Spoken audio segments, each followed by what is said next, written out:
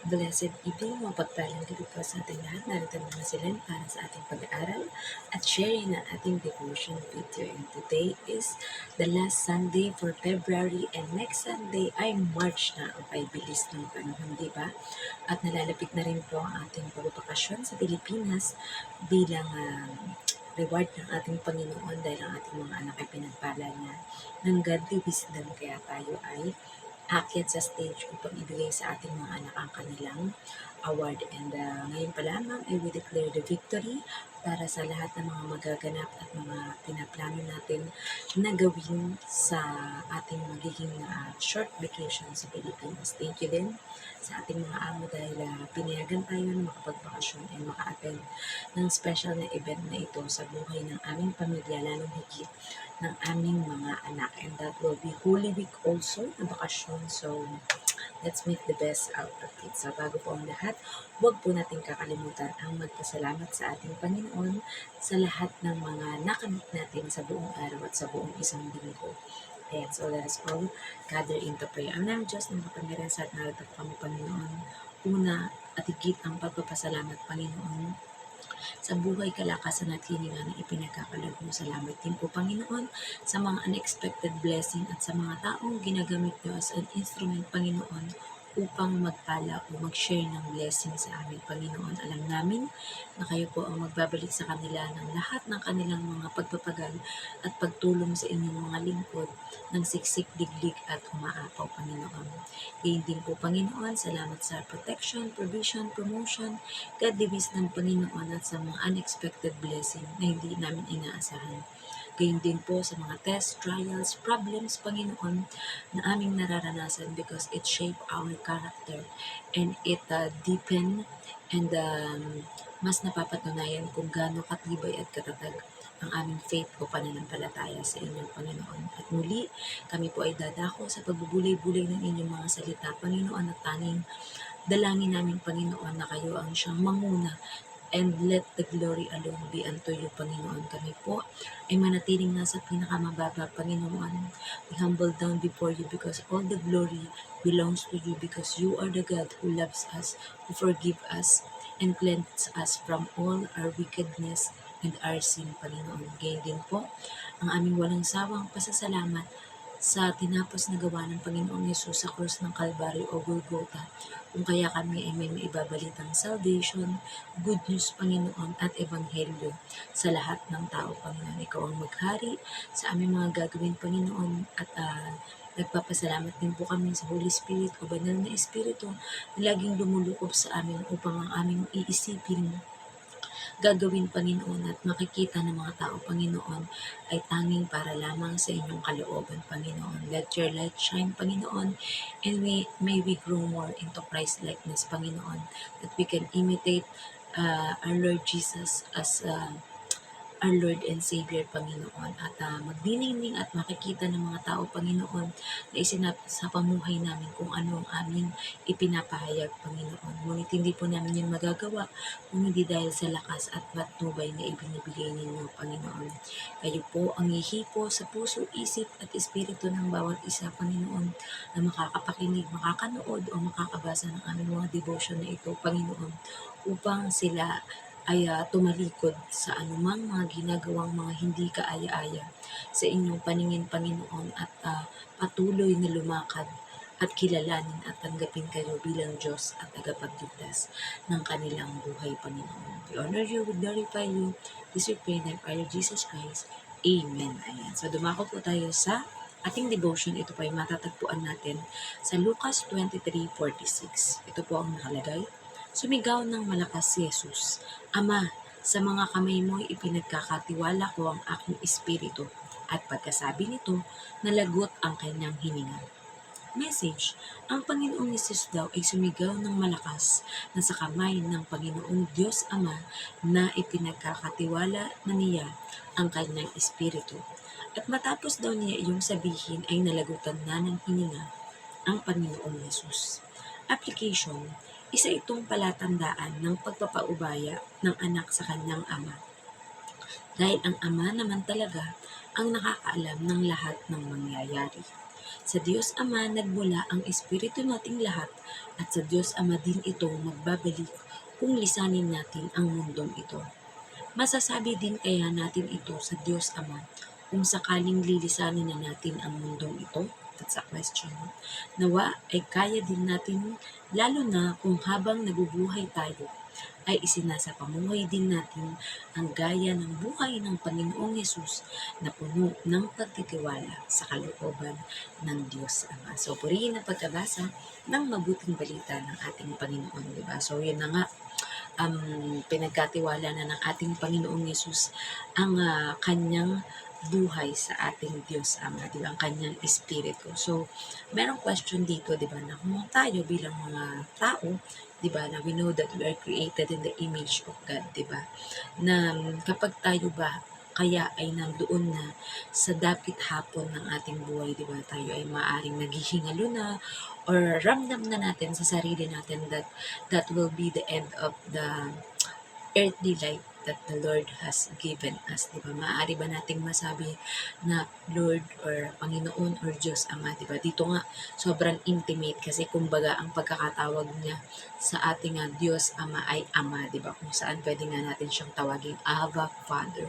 Dahil kung ano, yung nakamit o mayroon ng ating Panginoong Yesus, tayo din ay tagapagmana ng kanyang kalwalhatian dahil kasama niya tayong namatay ang ating mga kasalanan sa krus at tinubos niya tayo sa ating mga kasalanan na yun at sa kanyang resurrection o muling pagkabuhay which is i-celebrate na naman ng halos lahat ng tao on Easter Sunday or ang linggo ng pagkabuhay, di ba? Dahil yun nga yung ating good news na maaaring ibalita sa lahat. Dahil kung hindi muling nabuhay ang ating Panginoong Yesus, baliwala yung kanyang sinabi na mission niya kung bakit siya ipinadala dito ng ating Diyos Ama, di ba? Pero dahil may resurrection, muling nabuhay ang ating Panginoong Yesus after 3 days, just like what He said to His apostles at sa mga nakakaalam ng kanyang sinabi na mangyayari sa kanya, ay mayroon tayong maipapamalita sa ating kapwa. Di ba maganda yun na ang maibabalita natin sa ating kapwa ay magandang balita or mabuting balita, hindi mga masasamang balita kasi alam naman natin ang nangyayari sa mundo because this world is a fallen world. Kumbaga nagahari pa dito yung mga spiritual realm at mga gawa ng kaaway dahil dito nga siya napatapon lalo na si Satanas o si Lucifer nung siya ay mag-rebellion sa ating Diyos Ama at ninais niya na mahigitan or mapantayan ang ating Diyos Ama. Pero gaya sa ating ipinangangaral o ating ipinapahayag, walang nilikha si Satanas. 'Di ba? Ang kaya lang niyang gawin ay mangagaw, o 'di ba? Or tuksohin ang tao na akala mo ay matetempt ka na o ibibigay ko sa iyo ang lahat ng mga yaman dito sa mundo basta ipagkatiwala mo lang yung buhay mo sa akin. Pero mag-ingat po tayo. That's a warning because kapag naakay ka ni Satanas o ng kanyang mga kampon sa mga gawang hindi kaaya-aya sa paningin ng ating Diyos Ama, ang ending nun, ngayon mo lang siya makikita as maganda kasi nag-e-enjoy ka pa sa buhay na kumbaga kung ikaw ay sikat, mapera, mayaman, popular, wala ka nang hahanapin pa, but there's still a space in your heart na kulang and that space in your heart can be filled only by the Lord. Ayan. At syempre, alam natin, nakapahamakan ang naghihintay para doon sa mga namumuhay na hindi ayon sa kalooban ng ating Diyos Ama, di ba? Kaya hanggat maaari nga, we as ambassador of Christ ay hikayatin ng ating kapwa na namumuhay sa kadiliman, di ba yun nga yung naging devotion natin noong nakaraan, na sila ay maakay mo sa kaliwanagan ng ating Panginoong Jesus o ng ating Diyos Ama. Dahil doon, bagamat tumanas ka man ng mga paghirap dito sa mundong ito at mga pandalait, pang-chichismis sa'yo, paninira, persecution, pananakit physically, emotionally, or spiritually ng iyong kapwa.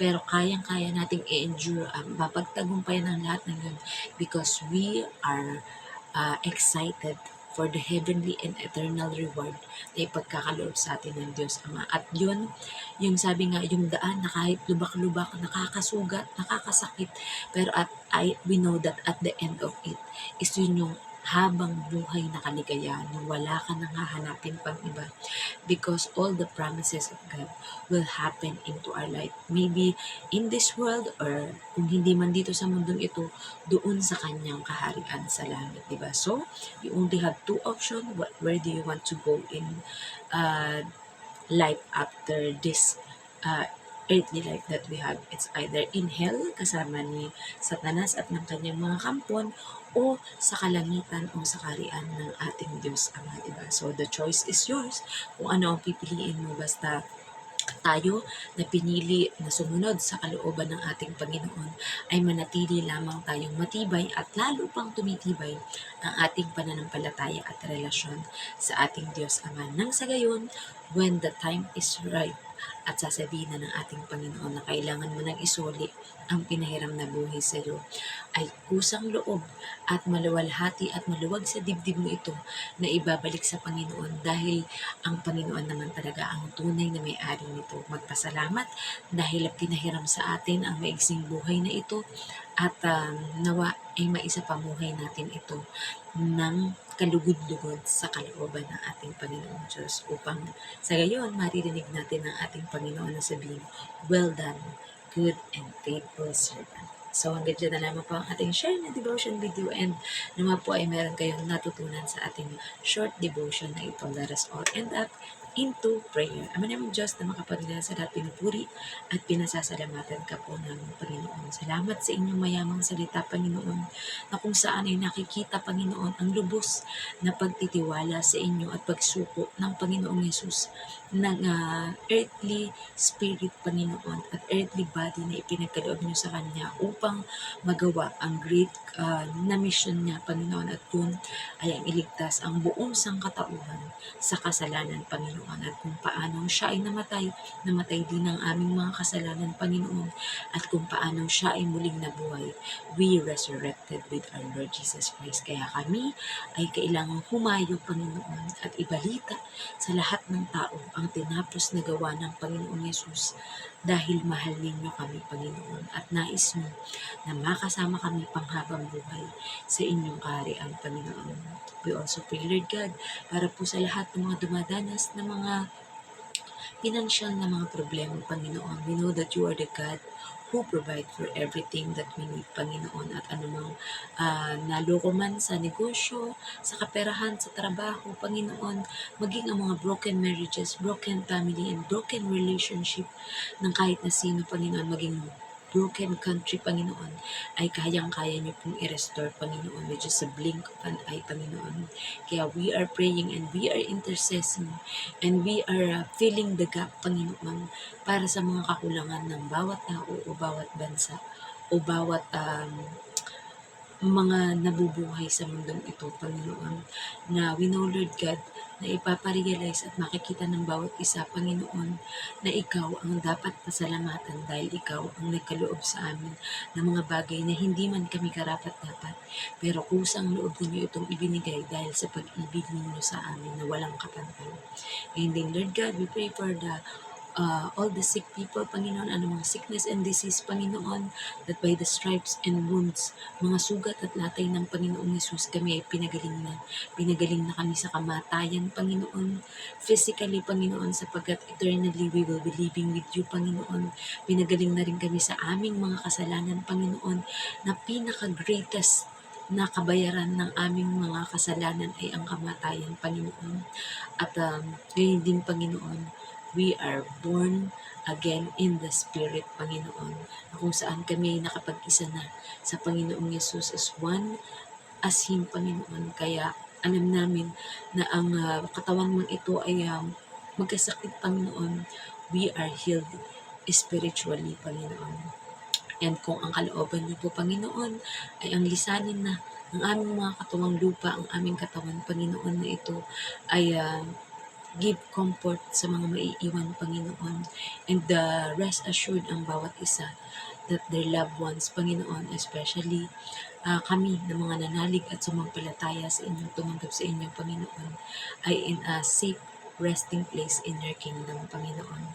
We also pray, Lord God, for all the pastors, priests, evangelists, prophets, teachers, mga mentors, Panginoon, mga missionaries, mga OFW around the world, Panginoon, at sa mga student, Panginoon, at regular members, Panginoon, ng bawat mga body of Christ or different churches, Panginoon, na nagpapahayag tungkol sa inyong ebanghelyo o good news, Panginoon, that you will provide everything they need, Panginoon, ng kanilang family, lalunggit ng kanilang mga anak para sa pag-aaral, Panginoon, that you have a great plan for us, Panginoon, gaya sa inyong sinabi sa Jeremiah 29:11, Panginoon, and we know, Lord God, that our labor in you, Panginoon, will never be in vain, Panginoon, because that is the greatest commission that we can do as long as we are living in this world, Panginoon. And alam po namin na darating ang panahon, Panginoon, na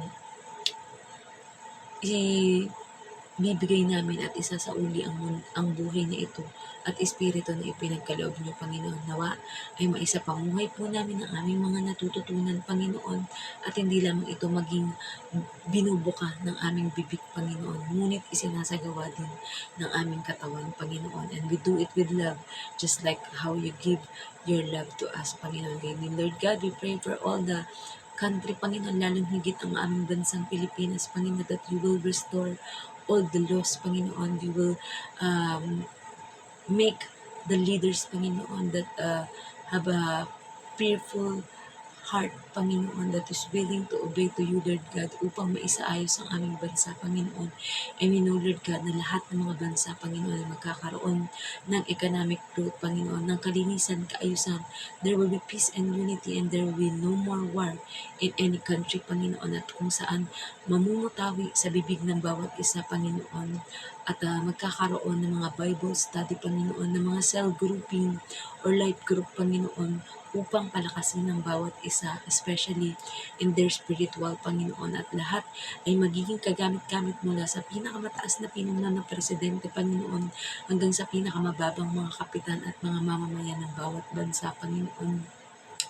We pray, Lord God, also, Panginoon, salamat sa buhay ng aming mga amo, Panginoon, na nagiging dahilan upang kami ay makapag-provide sa aming pamilya, Panginoon. But we declare, Lord God, na hindi kami mananatiling OFW, Panginoon, but we will be ambassador of you, sharing your good news to all the part of the world, Panginoon. At mas lalong lalawig at halos lahat ng tao, Panginoon, ay kikilala at tatanggap sa inyo. Hindi magiging matagumpay ang kaaway o si Satanas na agawin kami sa inyo, Panginoon, sapagkat kami ay sa inyo na, Panginoon, na lubos na nagtitiwala at sumasampalataya sa inyo at sa inyong mga pangako sa aming, Panginoon. Dahil kayo lang ang nangako na tumutupad sa inyong mga pangako, Panginoon, kahit ilang taon man o ilang siglo ang lumipas, Panginoon. We also pray, Lord God, para po sa lahat ng mga deepest prayer ng bawat isa, Panginoon, na kayo na po, Panginoon, ang sumagot nito, Panginoon, at ngayon pa lamang ay we declare victory over our life, Panginoon, at walang gawa ng kaaway ang magtatagumpay sa aming, Panginoon. Lahat ng mga plano at mga pangako ng Panginoon ang siyang magaganap sa aming, Panginoon, at wala po kaming ibang gagawin kundi tanggapin ito wholeheartedly, Panginoon, at mas lalo pa na maging eager kami na mapuntahan maging ang mga liblib na lugar ng bawat mga bansa. Ano mga planong ipagawa, Panginoon, mga ospital, mga paaralan, Panginoon, lalo higit ang mga Bible school, Panginoon, at upang mas marami pa ang inyong mga workers at manggagawa sa inyong ubasan, Panginoon. Dahil sinabi niyo sa inyong salita, the harvest is plentiful but the workers are few, Panginoon. At willing po kami, Panginoon, na gamitin ang aming buhay, Panginoon, as your servant upang matrain, maturuan, Panginoon, mas marami ang ma-disciple, Panginoon, upang mas marami pa ang maging workers sa inyong ubasan, Panginoon. At nawa, Panginoon, ang aming buhay ay laging maging kalugod-lugod sa inyo, Panginoon, at masunod namin ang inyong mga kalooban sa aming buhay, Panginoon. Lalo higit ang ma-win soul at matulungan ang bawat isa, Panginoon, to receive the salvation, your free gift of eternal life to everyone, Panginoon. We honor you, we glorify you, Panginoon, and we love you. This we pray in the prayer of Jesus Christ. Amen. Good night po sa ating lahat, and God bless. Bye-bye.